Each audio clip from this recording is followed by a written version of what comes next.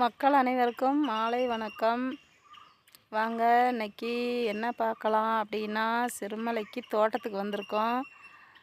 நாங்கள் திண்டுக்கல் போய் 8 நாள் ஆச்சு. இன்னைக்கு தோட்டத்துக்கு வந்திருக்கோம். தோட்டத்தில் பார்த்திங்கன்னா விதை போட்டு விட்டுட்டு போனோம், களை வெட்டி விட்டுட்டு போனோம்.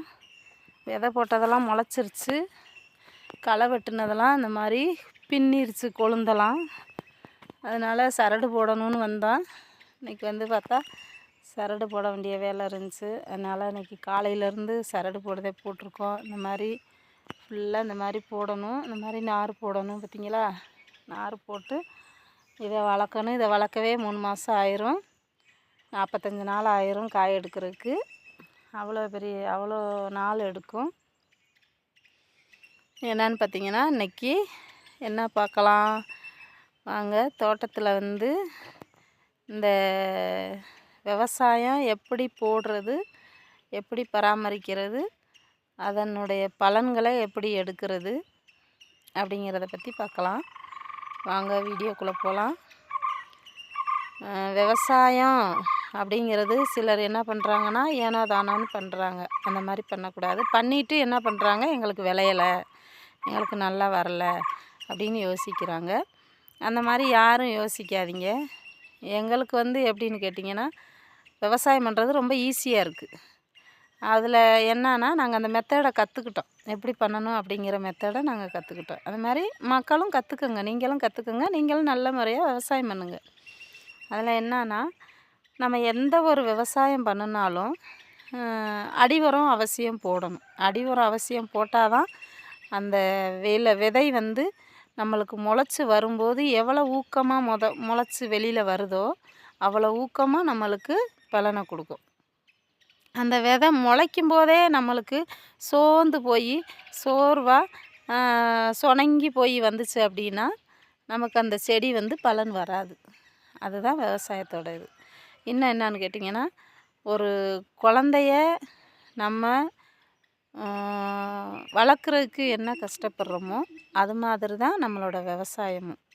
இப்போ ஒரு குழந்தைய பெற்றெடுத்து அந்த குழந்தைய வந்து பிறந்து 30 நாள் ஆகிட்ட உடனே அது வளர்ந்துராது இல்லையா.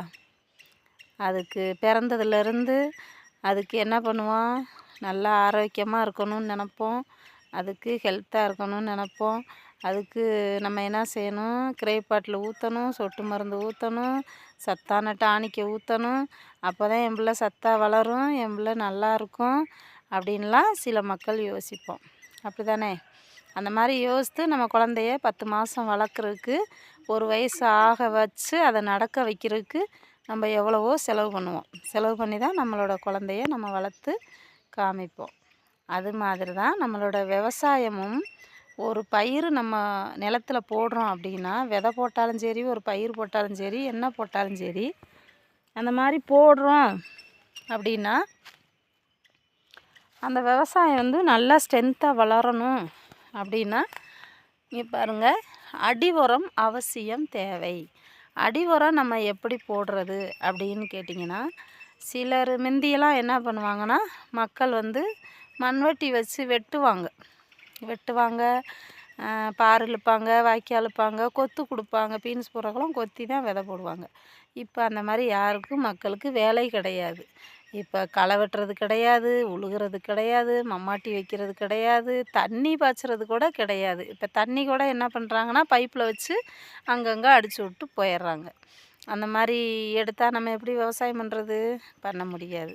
அப்போ என்ன செய்யணும், நம்ம அடி உரம் போடணும் அப்படின்னா, நாங்கள் என்ன போடுறோம் அப்படின்னா, எங்களுக்கு ஆர்சிஎம்மில் இருந்து ஹரி சஞ்சீவினி அப்படிங்கிற உரம் எங்களுக்கு கிடச்சிருக்கு. அந்த உரத்தை நாங்கள் பயன்படுத்துகிறோம். அந்த உரம் எப்படி பயன்படுத்துறது அப்படின்னா, 1/2 கிலோ பாக்கெட்டில் வரும். அதை என்ன பண்ணணும்னா, மணலில் கலந்து விதைப்பாங்க. சிலர் என்ன பண்ணுவாங்கன்னா, எருவு இருக்குது பார்த்திங்களா, அந்த எருவில் நல்லா கலந்துக்கிட்டு எருவில் வச்சு நம்மளுக்கு விதை போடுறதுக்கு முன்னாடியே நம்ம என்ன பண்ணிடணும், விதைச்சிடணும். அப்போ எருவில் போட்டு நம்ம நல்லா விதைச்சி விட்டு அதுக்கப்புறம் நம்ம பயிரிட்டோம் அப்படின்னா, அந்த விதை முளைக்கும் போதே கருன்னு நல்லா கத்தாழங்கன்று மாதிரி நல்லா ஸ்ட்ரென்த்தாக அந்த விதை வெளியில் வரும்.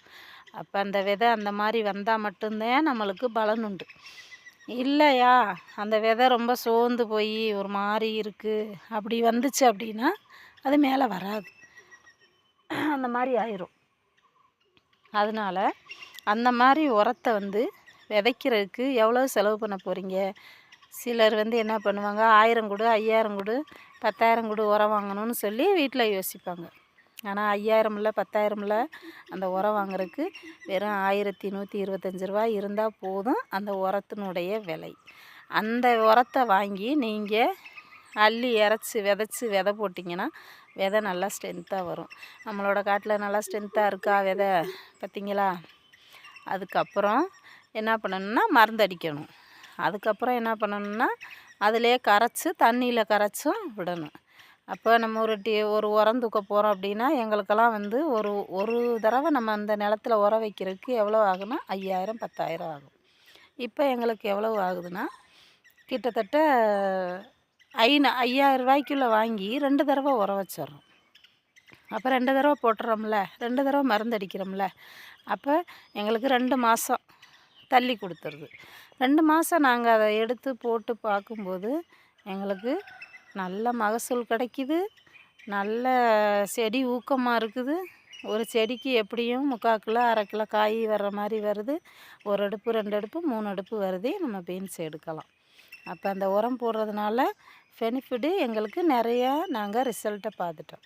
அப்போ மக்கள் அனைவரும் நீங்களும் அந்த ஹரிசஞ்சீவினி ஆர்சிஎம்மில் ஜாயின் பண்ணுங்கள். ஹரிசஞ்சீவினி உரம் வாங்கி போடுங்க.